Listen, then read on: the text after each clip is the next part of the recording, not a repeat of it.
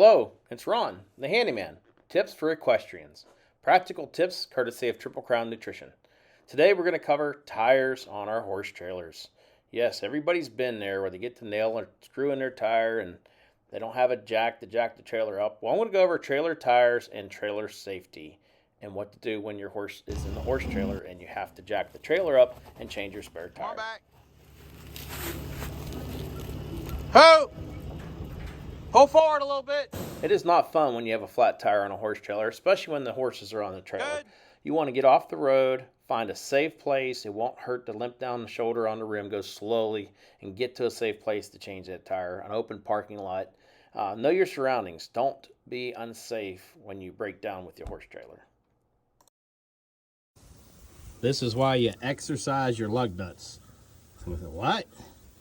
Well, every once in a while you take your tires off and put them back on again. That way when you get a flat, you don't have to sit there with a lug wrench spinning them off. And you do not want to put grease on the threads. You can put a teeny bit of WD-40 on there. If you put grease on here, it's going to push the nut right through the rim when you tighten it up, and it'll never tighten up. If you don't have a spare or your spare is flat, make sure you use your map program to find the nearest tire place to get your tires. Make sure you know your tire size and what load range the tires are. Trailer tires. I see so many people put car tires on their trailers. Well, car tires aren't rated for the weight that these trailers are. This says ST 225/75R15. That means special construction trailer. 225, that's the height. 75 is the width. Radial, 15-inch rim. That's a ratio how tall and how wide the tire is. If you look a little bit closer on here, I'll say this is load range E. Have you ever heard anybody say it's a 10 ply? Well, these tires take 80 PSI. So I recommend filling them 5 pounds less than maximum. And another thing is when you get your tires mounted, make sure they put the right valve stems in. This is the wrong valve stem. This is a car valve stem. It's only rated for 50 PSI.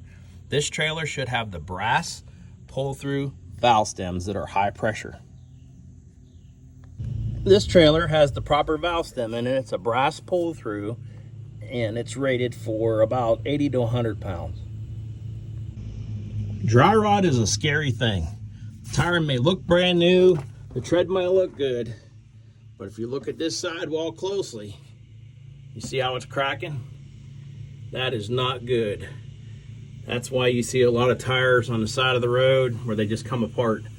The rubber breaks down and gets dry over the years. So if you got these dry rot cracks on your tires, make sure you replace them. You don't want blowouts on the side of the road. It's very unsafe. Make sure you put the proper air.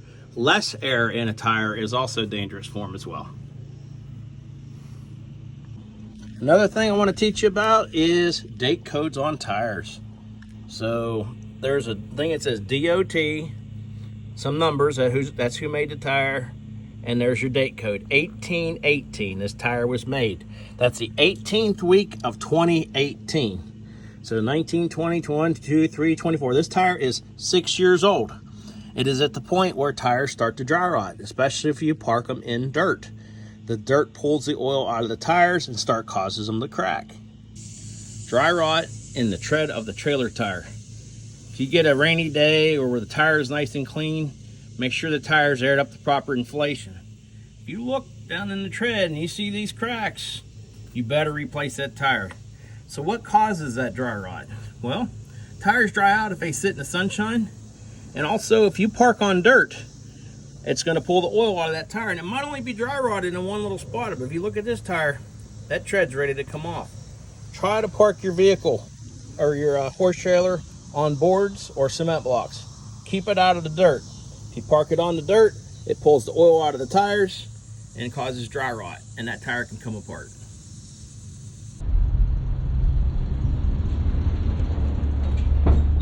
One good thing you will need to know is what your truck weighs by itself, what your trailer weighs by itself, and what they weigh together.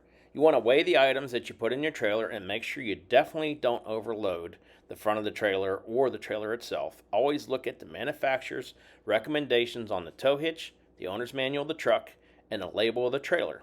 A good way to do this is weigh the truck separately, get your weight, hook up your trailer empty, drive onto the scale after you've already weighed your vehicle, and you'll put the vehicle tires on the scale, It'll show you what your tongue weight is and your weight of your truck.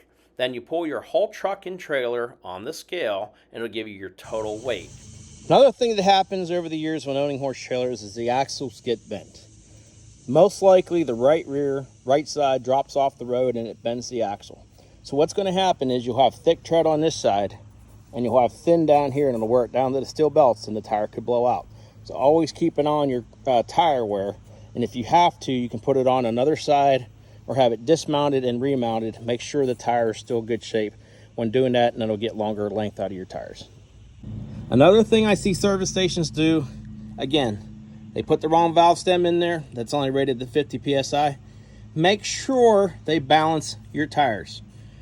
They say, oh, we don't balance trailer tires because they shake too much or the rims aren't square. Well, the reason you want them balanced is you'll get wear marks on your walls from your tack bouncing up and down. It's hard on the bearings, it's hard on the seals, it's hard on the horses back there shaking.